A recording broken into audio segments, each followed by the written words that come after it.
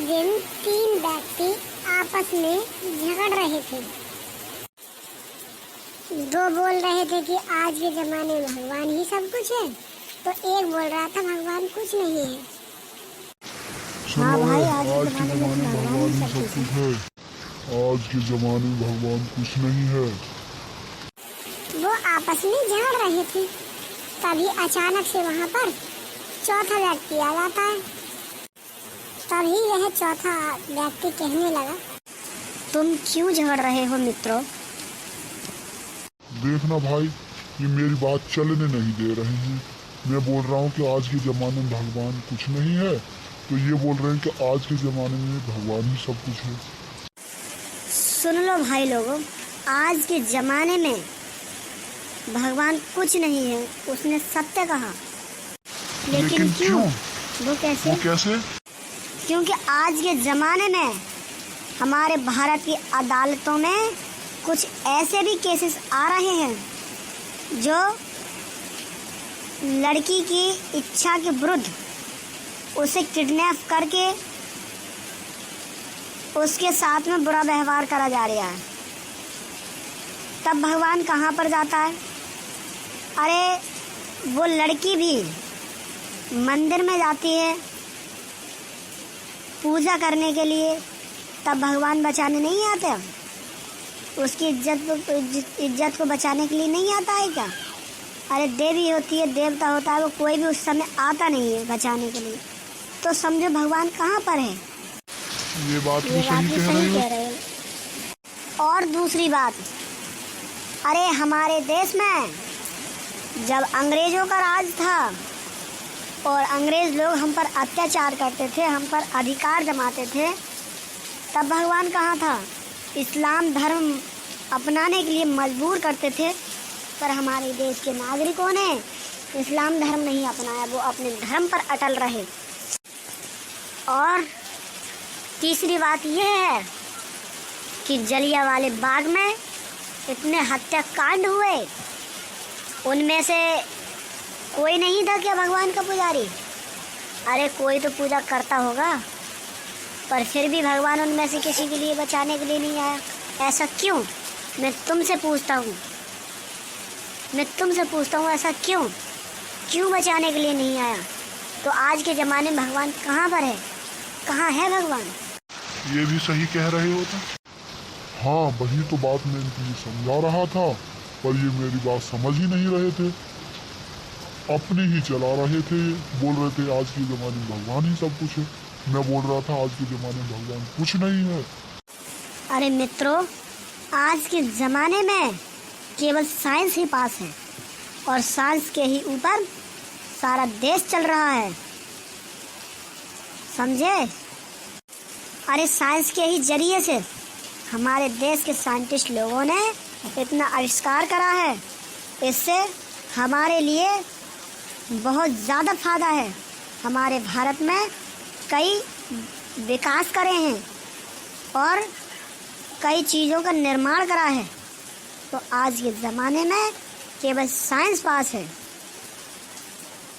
क्योंकि जैसे तुम देख लो कि हमारे खेतों में खाद पड़ता है जो पहले नहीं था, उसी के ज़रिए से हमारे खेतों में फसलें उगाई जा रही हैं। भले हम कहते हैं जिस चीज़ के लिए साजिश ने बनाया है, भले ही थोड़ा बहुत नुकसान हो उससे, पर वो कोई टेंशन नहीं, कम से कम अपना भारत तो चल रहा है।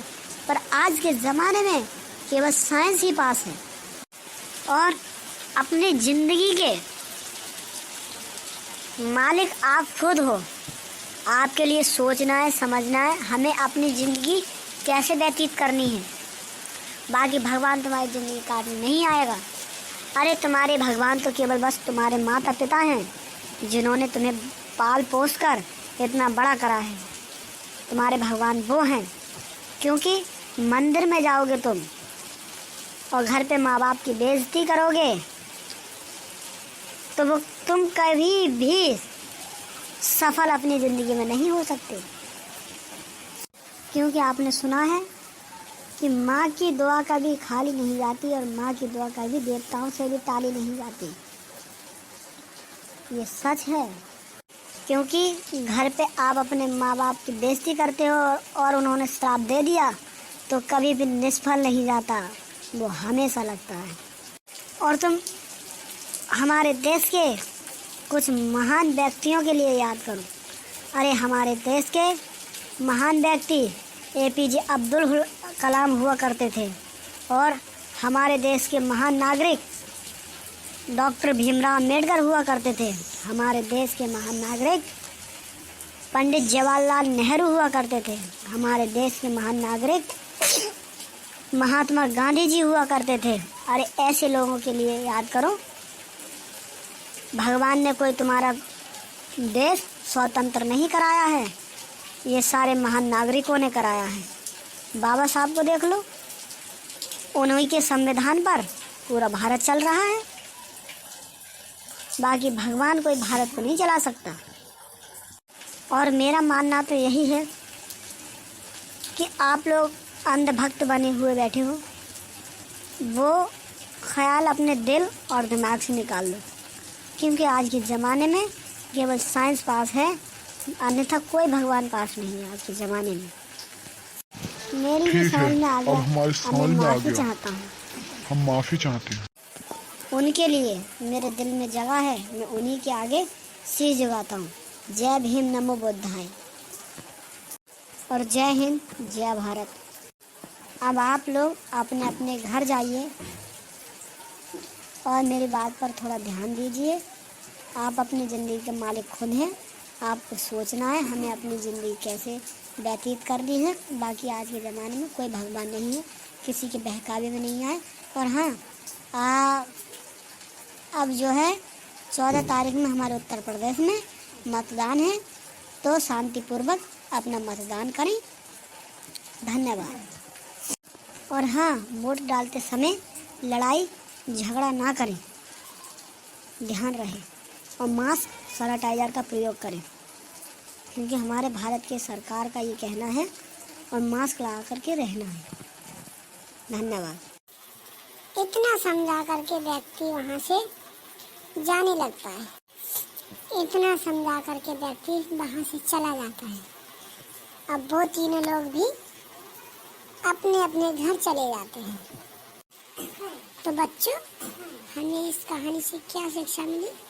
हमें इस कहानी से ये शिक्षा मिली कि हमेशा हमें अपने आप पर भरोसा होना चाहिए, और उस व्यक्ति ने सही कहा और वो सही राय दे के गया। हमें हमेशा अपने जीवन को कैसे बिताना है, ये हमें हमारे आप पर निर्भर करता है।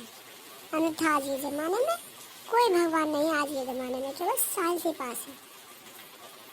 धन्यवाद। जिस दिन वह झगड़ रहे थे उस दिन बारिश पड़ रही थी, उसकी जोर जोर से आवाज़ें आ रही थी।